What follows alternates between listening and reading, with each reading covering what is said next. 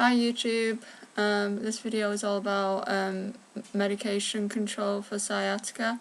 In this video you'll get to see what the doctors have put me on since I was diagnosed 2 years ago, and how far I've come with it, what dosages, and just to give you a bit of idea what it's like living with sciatica, the daily grind of taking medication every 4 hours. First of all, I use something called a pill tower. You can get these online at tabtime.com. It just makes life a bit easier if you're on a lot of medications, but you want it to be portable still if you are sociable, which I try to be. Anyway, they come with these little discs, and it has 4 compartments. Obviously, it helps if I hold it the right way around. Number 1 would be for morning, number 2 would be lunchtime, number 3 tea time, number 4 bedtime, and it just helps me manage it a bit easier and help me not to think about it so much. So as you can see, it's quite portable. It's got the days of the week on the side. If you're on the same medications every day, it doesn't really matter if you follow what day you're filling. So yeah, there's 7 discs there, so if you just fill it up once a week, that's you sorted. So I think that is a must if you're on a lot of medication. So as you can see, this is all my medication. This is not including all my spare ones. I don't know really where to start, so I'll just start anywhere. I'm asthmatic, so I need to use inhalers. I use the inhalers through a volumatic spacer device, which obviously has a mouthpiece here, and you stick the inhaler in the other end. I got this handy little gadget off of Boots. It's called a Halerade. It's for people with like arthritis or hand weakness who can't squeeze regular inhalers with their fingers, so you put that in there like that, put it in the end, and obviously that is a lot easier. So this is Becotide. It's known as a controller inhaler. If your asthma is a bit more advanced, I take 2 puffs twice a day, and that really helps quite a bit, I find. And of course you've got your salbutamol, your reliever inhaler in emergency situations where you are breathless. That's when you take that one. I'm not actually taking this very often now, which is good.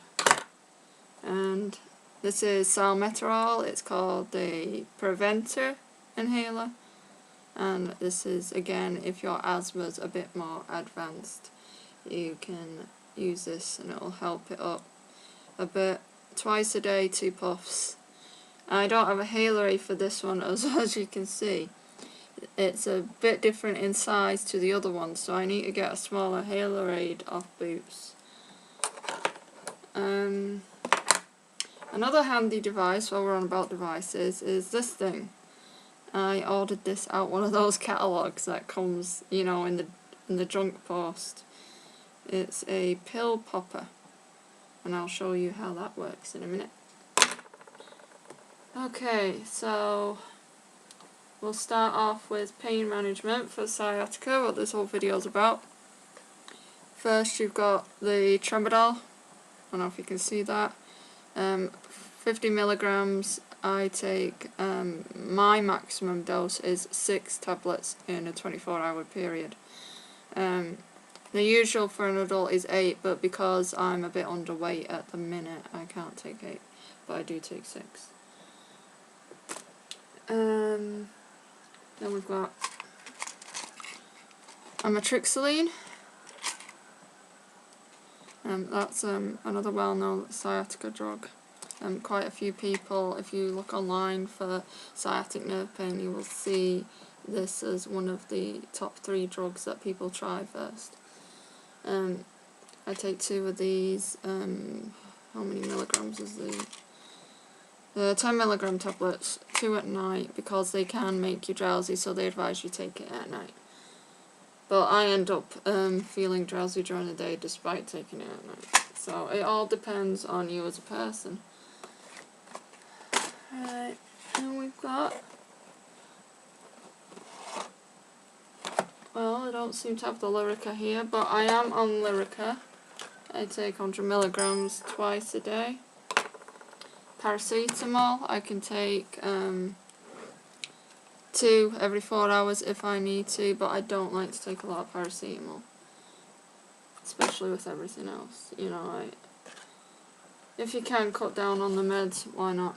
Sciatica, because of the side effects of all this medication. I also have lactulose. Obviously, if you don't know, that's for constipation. Alibi orange, you've got to have your vitamins. Travelese, because I get motion sickness easy. Apparently it is a side effect of the rest of the tablets. And this is atenolol, 25 milligram tablets, but I only take half a tablet because it can make your blood pressure plummet, and if you're using it for a heart condition and not blood pressure, you've got to watch the dosage really carefully. Yeah, that's it, and I'm going to show you now how the pill device works. So I thought, seeing as I'm here and my pill tower is about to run out of medication tonight, I'm going to fill it up as well. Kill 2 birds with 1 stone. So, see if you can see a bit better here. Line them all up. This normally takes me about 20 minutes to half an hour a week to fill these up. Obviously the flaps come up like so. So lift them all up first, make it easier.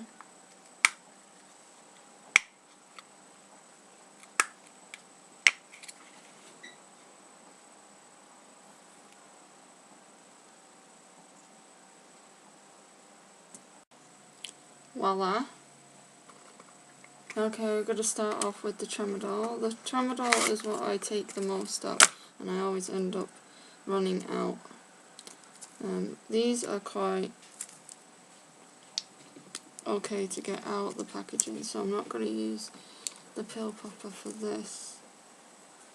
Because if you find if it's got like a bendy foil, the pill popper won't work, which is great. Sense my sarcasm.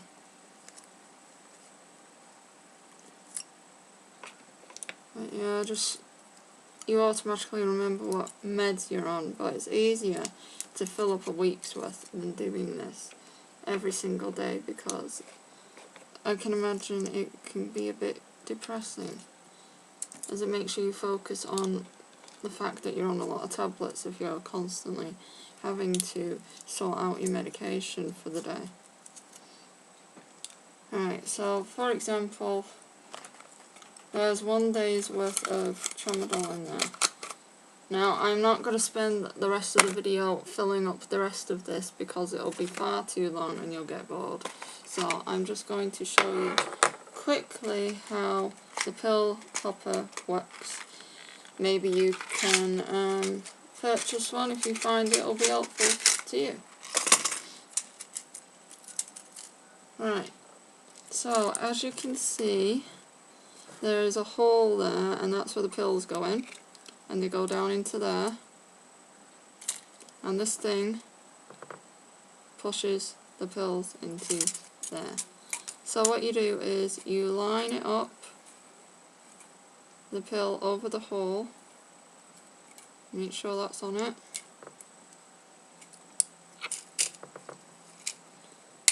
give it a big squeeze, and there you go. As you can see, the pill is in there and it's not going anywhere. I'll show you that one more time.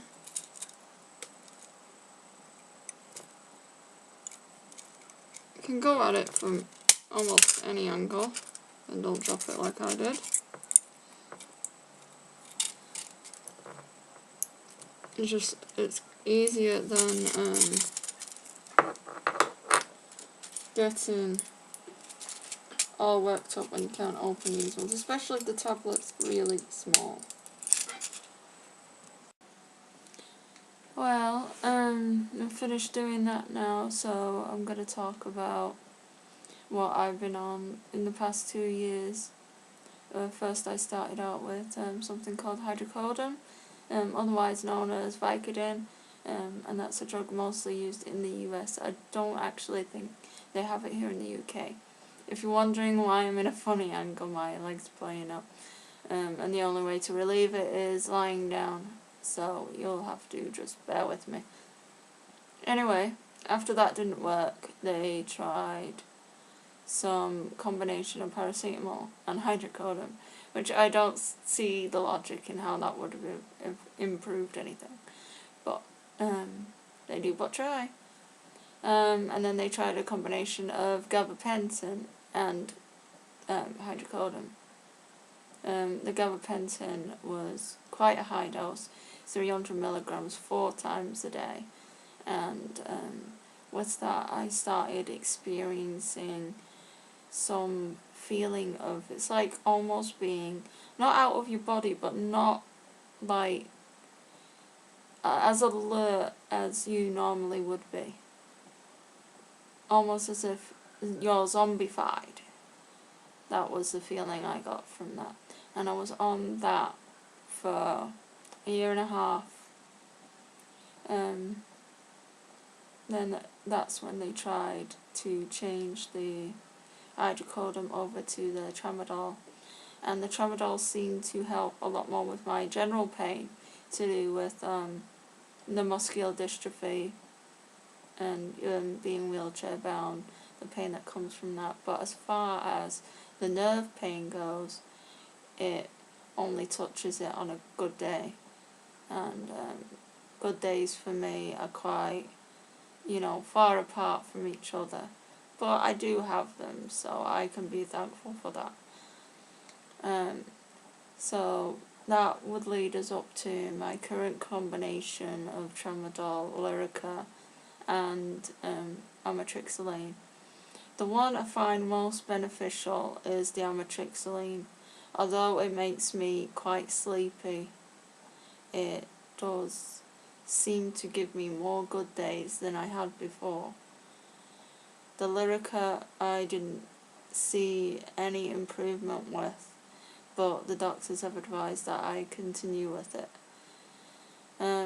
Currently, in my situation, I'm waiting to see my surgeon that did my spinal fusion for scoliosis in 2002 to see if he can shed any light on where the nerve is trapped and what can be done. So it's another waiting game, as is with most things medically related if you've got a chronic long-term health condition.